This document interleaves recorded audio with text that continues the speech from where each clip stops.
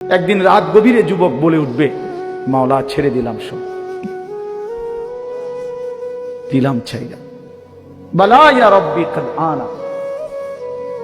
একদিন রাত গভীরে সমরকন্দ রাশিয়ার বিখ্যাত ডাকাত ফুজাইল ইবনে আয়াজ রাহমাতুল্লাহ আলাই, এক সময় তিনি ডাকাতের সর্দার ছিলেন। রাত গভীরে কোন বাড়িতে ডাকাতি করতে গিয়ে দরজার সামনে যখন দাঁড়াইছেন, আমরা আরবি কিতাবে পড়ছি, তখন তিনি শুনতে পাইলেন বাড়িওয়ালা এই সময় কোরআন শরীফ পড়তেছে।